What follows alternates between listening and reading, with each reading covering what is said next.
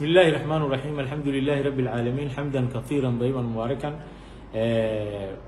أنigoo إدريس عبد التكتر kana mid ah maxaa la golaha shacabka Soomaaliyeed xubinna ka ah baarlamaanka Afrika waxaan jeclaystay inaan u tartamo madaxnimada dalka musharax madaxweyne ahay waxaan rabaa shanta Soomaaliyeed aan ka codsanayaa inay taakuleen dhaqaale ay ugu taakulayaan runtii waa arrin maxaa la lahaay aan go'aansaday in aan shacabkaygu maxaa la lahaay ay ka qayb galaan contribution ahaan ay ugu caawiyaan ra'yi ahaan ay ugu caawiyaan shacabkuna waxaan rabaa inay maxaa la lahaay runtii ay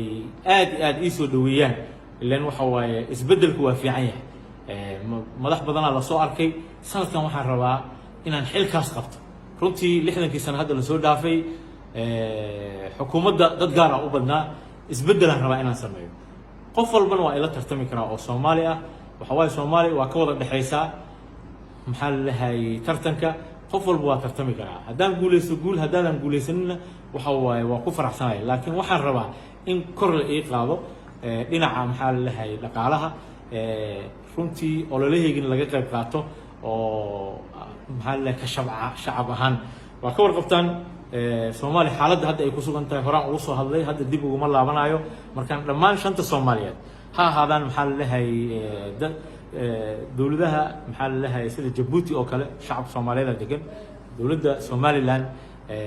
maxaa la lahaay maamul goboleedyadeenii dadka dibadda jira inay maxaa la lahaay dhaqaalahaas ay ugu caawiyaan si aan maxaa la lahaay ummadan aan madax ugu noqdo aan kaga badbaadiyo dhibaatooyinkan hadda jiro waa la socotaan koonfurta Soomaaliya dhibaatada ka jirto wali dagaalkii kama dhamaanin waa socdaa wali deegaanadii iskuma furno waa dareemaysaa maalmahan Baydhabo baawur u socotay in la gubay xudur baawur u socotay in la gubay wax galaaya aysan lahayn ciladahaasna waa dareemaysaa meeshay ka yimaadeen si aan dalkan u difaaco amni ahaan maxaa la lahaay Soomaaliyeed midnimadeeda aan u raadiyo hatta waxaan isku dayaa haddaan madaxweyne noqdo runtii in maxaa la lahaay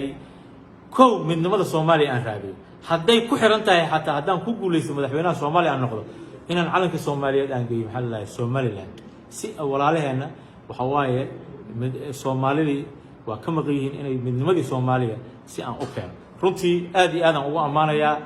maxaa la lahaay dawladda Somaliland waa dadka kaliya ugu amni fiican waaye adduunka kaalinta saddexaad ay ka gashay runtii waa dad ka shaqeeyay dadkooda amnigooda ka shaqeeyay waay waa dad xalaarad leh waay waa dad runtii maxaa la lahaay dhaqaale abuuray waay aqoonyahanada Soomaaliya dadka ugu badan oo waagii hore ay ka imaan jireen meesha waay waxaasna waxay ku heleen odayaal oo waxay leeyihiin oo maxaa la lahaay runtii oo ummadaas ku dadaalaysa maslaxadooda sidii ay u dhacday dawladdii dhexe waa dad isku tashaday amnigooda ilaaliya aniga waa ka soo shaqeeyay hay difaac u shaqeynayay dhowr jeer aan tagay wallahi runtii waxa dareemaysaa dhalinyaro aan asxaab ahayn jaamacada isla dhiganayni dugsiga aan isla dhiganayni waxa waaye dawladda Somaliland runtii waxa waaye guriga ka gatay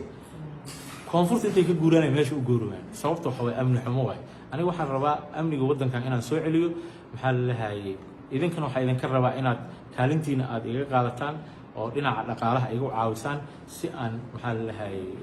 aan u tartamo aan u noqdo maxaa la lahaay madaxweyne hadalkayga meeshaan kusoo gabagabeynaa assalaamu calaykum waraxmatullahi wabarakaatu